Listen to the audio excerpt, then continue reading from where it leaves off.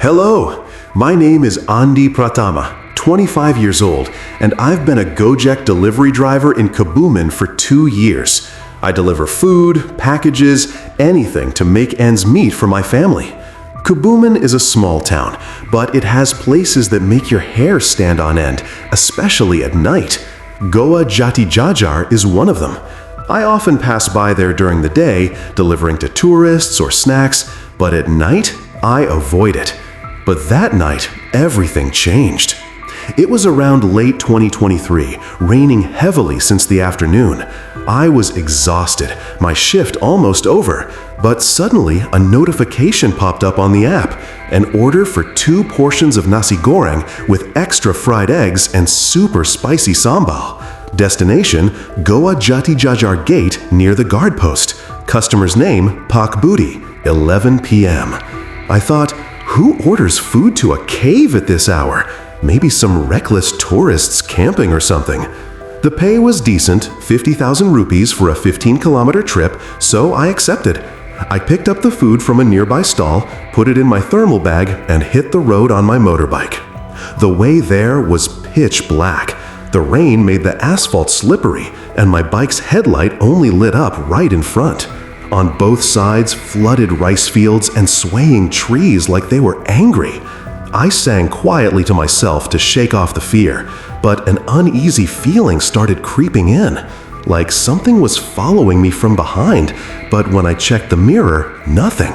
Finally, I arrived at the cave gate around 11:30. The place was dead silent, the guard post dark, no cars or people. The rain was still pouring, water rushing down from the cave cliffs.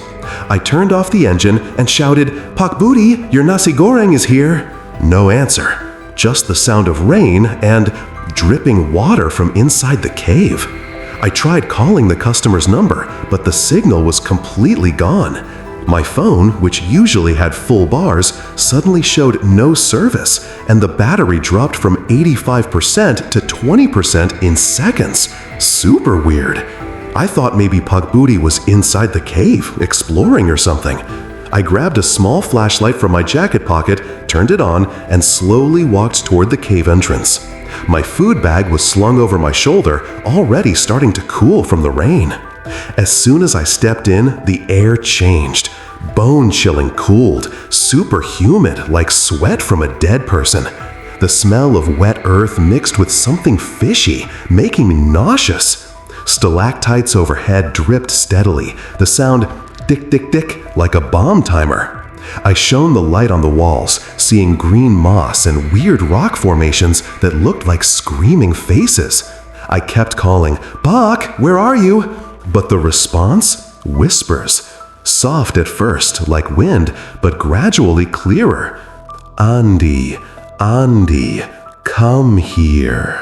I stopped, heart pounding. Who was calling my name? The customer's phone number never shows the driver's name. I turned around, shining the light behind me, empty, just darkness. I kept walking, legs shaking, but curiosity mixed with fear pushed me forward.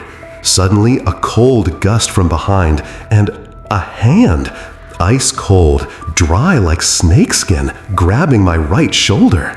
I screamed inside, spun around fast, flashlight aimed right there. Nothing, just the cave wall.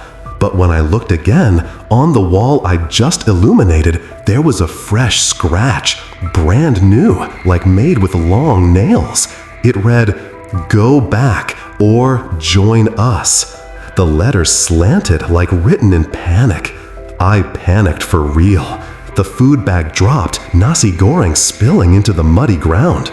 I ran out, not caring about the slippery rocks or sharp stones cutting my feet.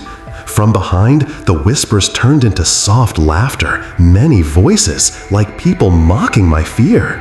I don't know how, but I made it out of the cave, jumped on my bike, started it, and sped away as fast as I could. The ride home felt longer, like something was peeking from the trees. I stopped at a roadside coffee stall that was still open, drank hot coffee to calm down. My body was soaked, but what made me shiver wasn't that hand, those whispers. My phone turned on again when I got to the stall, signal back to normal. I opened the Gojek app. The order was gone. No history, no puck booty, like a nightmare erased. The next day, I told my fellow drivers. They said, "You're crazy, Andi. Don't take weird orders like that." I was curious, so I asked locals near the cave. An old lady told me the legend. Goa Jatijajar was once a Dutch prison. Many prisoners died of starvation there.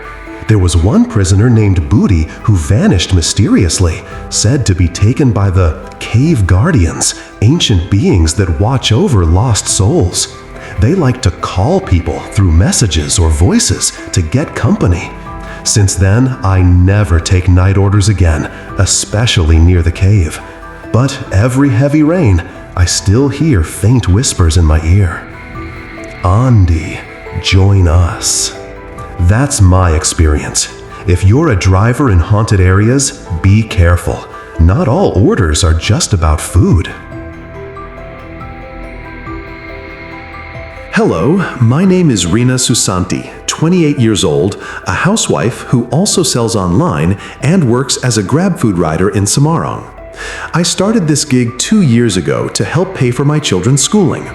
Semarang is a busy city, but there are places that always make me refuse night orders, like Lawang Sewu. That old building is famous for being haunted, said to be full of Dutch spirits and independence fighters. I often pass by it during the day, but at night? No way. The atmosphere is different, cold and heavy, like something is watching. It happened in mid-2023. It was a hot, dry season, but that night a strong wind was blowing, making leaves fly around like little ghosts. I was relaxing at home, just finished a delivery to the night market, when suddenly a Grab notification popped up. Special soto ayam, 1 portion with extra perkedel, fried potato patties, and fried tempeh. Destination, Lawang Sewu, room 13, ground floor. Customer's name, Ibu Siti. 7 p.m., the sun had just set. I thought, that's strange. Lawang Sewu is a museum. It closes in the afternoon. Maybe staff working late or a special event. The pay was standard, 25,000 rupiah, but the location was close to my house, so I accepted. I picked up the food from my favorite stall, put it in my bag, and rode off on my beloved scooter. The ride to Lawang Sewu only took 10 minutes, but it felt much longer. The streets started getting quiet, the yellow streetlights dim, and the wind blew softly like a sigh. I crossed a bridge, saw the dark river below, and suddenly an uneasy feeling came over me. It was like something was whispering in my ear, "Go home, just go home." But I ignored it, thinking it was just fatigue. Arriving at the main gate of Lawang Sewu, the building looked grand but eerie. The tall iron gate was tightly locked. The front lawn was empty, no cars or people. I parked my scooter, got off, and shouted, "Ibu Siti, your soto ayam is here." No answer, just the sound of the wind rustling the leaves, and footsteps. Soft, like wooden shoes on a cement floor, coming from inside the building. I tried calling the customer's number. The signal was full, but the call didn't connect. It went straight to an empty voicemail. My phone started acting weird, the screen flickered, and suddenly my family photo wallpaper changed to a blurry image of the Lawang Sewu building, even though I'd never saved that picture. My heart was pounding, but I had the food in my hand, and it felt wrong to cancel. There was a small gap in the gate, just enough for me to squeeze my scooter through. I hopped over the low fence next to it, the hot food bag still warm, and slowly walked to the main entrance. As soon as I entered the inner courtyard, the air immediately turned very cold despite the hot weather. It smelled musty, mixed with the scent of decaying wood and blood? No, probably my imagination. The building was dark, only moonlight filtering through the tall windows, casting long shadows on the ground. I turned on my phone's flashlight, sweeping it across the main corridor. Old wooden doors lined the hall, some half open, as if inviting me in. The footsteps from earlier grew closer, echoing down the long, seemingly endless corridor. "Ibu Siti, where is room 13?" I called out, my voice trembling. The answer wasn't a human voice. It was a faint female laugh, followed by a soft sob, like someone crying and laughing at the same time. I followed the sound. My feet felt like they were being pulled forward. The corridor was incredibly long, its walls covered with faded paintings and old photographs of people in vintage clothes. Doors opened by themselves as I passed, cold air seeping out. I counted the rooms. 1, 2, up to 13. The door to room 13 was half open, a dim light coming from inside. Not electric, but like a flickering candle. I pushed the door open gently. The room was empty, just an old wooden table in the middle, thick with dust. No one, but the soto ayam bowl. It was already on the table. Cold, its steam gone, the perkedel half-eaten, as if bitten into. Who ate it? I approached, hands trembling. In the large cracked mirror on the wall, my reflection was different. It wasn't my face that stared back, but a disheveled, long-haired woman in a tattered white kabaya, her eyes red, staring directly at me. She smiled, her lips faintly bloody. Thank you.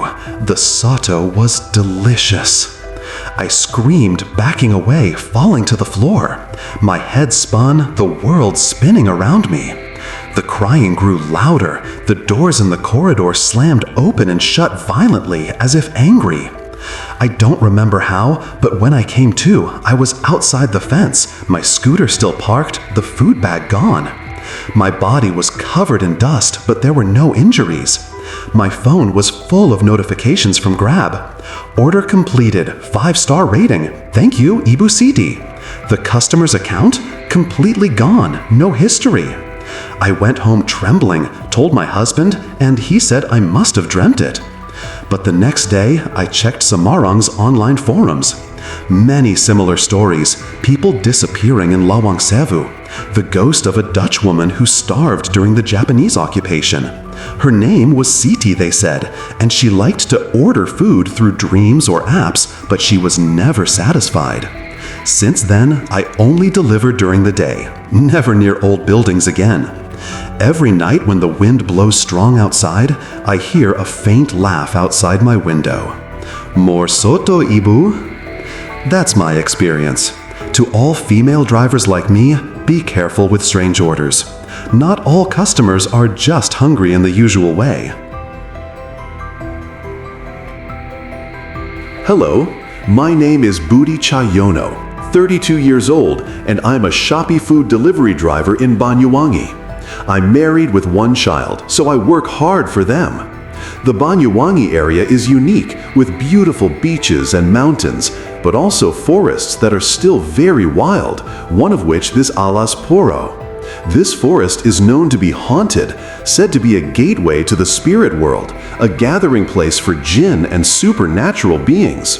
Locals say that if you enter Alas Purwo, you have to ask permission and behave properly, or you might get lost or taken. I just heard the stories, didn't believe them, until that night. It happened around early 2024. It was the dry season, but that night the weather was a bit cloudy, the sky pitch black without stars. I had just gotten back from a long shift, my body exhausted, when suddenly a Shopee food notification came in. Order for 2 portions of mee ayam bakso, noodle soup with meatballs, plus iced sweet tea. Destination, Plangkung Beach Post, inside Alas Purwo Forest. Customer's name, Pak Herman, 10 p.m. I thought, whoa, Alas Purwo, at night like this? This must be a prank or a dare. But the pay was pretty high, double the usual because of the distance and rough terrain. I had no choice but to take it for my wife and kid. I picked up the order from my regular mee ayam stall in the city, then headed straight to Alas Purwo. The paved road only goes to the forest gate. After that, it's dirt paths with rocks, slippery from the afternoon rain. Tall trees everywhere, dense, forming a dark canopy overhead. Even moonlight struggled to break through. The sounds of crickets and owls called back and forth, sometimes mixed with weird animal noises I couldn't identify. I tried listening to music to avoid the silence, but my earphones died on their own. The journey got deeper, further into the forest. Left and right, just massive trees, the darkness overwhelming. My feelings started to turn uneasy. A cold chill crept up from the ground, and the air suddenly felt heavy. The GPS on my phone started glitching, looping back and forth, even though I was sure the path was straight. Then the strange sounds began. First, the snap of branches, like someone stepping on them but nothing visible. Then, whispers from behind the bushes, like people talking softly in a language I didn't understand. And the most chilling, the laughter of children, giggling softly but clear from the distance.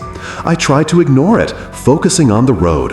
Plain Coon Beach Post, Plain Coon Beach Post, I repeated in my head to not get lost. About half an hour after entering the forest, I finally saw a light in the distance. Relief! I sped up the bike toward it. It turned out to be a small campfire with several people sitting in a circle around it. Probably hikers who got stuck, I thought. I parked the bike not far from the fire, careful not to startle them. "Excuse me, Pak Herman," I called, trying to sound friendly. They looked up. Their faces, pale, eyes pitch black, no expression. They didn't speak, just stared at me. The fire in front of them wasn't warm, it gave off cold smoke. I felt more and more uncomfortable. "This is your mi ayam bakso, Pak, and the iced tea," I said, offering the Shopee food bag. One of them, an old man with long hair and long nails, pointed toward a massive banyan tree standing not far from the campfire. The tree was huge, its roots dangling down to the ground, and the base was pitch black. "For him," the old man said, his voice raspy and heavy, not like a normal human's. I followed his gesture. Under the banyan tree there was a figure. Tall, thin, faceless, just a pitch black silhouette, but I could feel it looking at me. Long, skinny arms extended from the silhouette like dry branches reaching from my food bag. My heart felt like it was going to burst. This wasn't human. I didn't think twice. I threw the Shopee food bag as hard as I could toward the figure, the mi ayam and iced tea spilling everywhere. Without looking back, I turned the bike around, gunned the throttle, and headed back. I didn't care about the slippery path or the rocks. I just wanted out of this forest. But my bike suddenly died completely. In the middle of the forest, total darkness, just my heavy breathing and whispers from behind the trees. And among those whispers, I heard screams. Not human screams, but a piercing wail that hurt my ears. The scream followed me, getting louder as I ran on foot. I ran and ran, not knowing where, until I finally saw car lights in the distance, the main road. I ran as fast as I could, waving for help from the passing vehicle. The next morning, I told the forest rangers I met. They just shook their heads, saying I was overthinking and too tired. But when I checked the Shopee Food app, the order under Pak Herman's name was gone. No trace, just a notification, order delivered successfully. But the weirdest part was, a few days later, news from locals. They found remnants of mi ayam bakso scattered under the giant banyan tree in Alas Purwo. The noodles were cold, but there were bite marks on the meatballs and a few red stains like blood. Locals said they in Alas Purwo like food, but sometimes they like to taste something else. I immediately sold my bike. I never dared enter Alas Purwo again, not even during the day. Now I only do rides in the city, no more food deliveries. Every time a notification comes in, I'm always on edge. And every night when the wind blows hard outside, I hear children's laughter and whispers from afar. Next time, bring more, Budi. That's my experience. So, if you're a food delivery driver, never take orders to places known for being haunted lightly. There are things beyond logic that might just want to sample your order, or maybe sample you.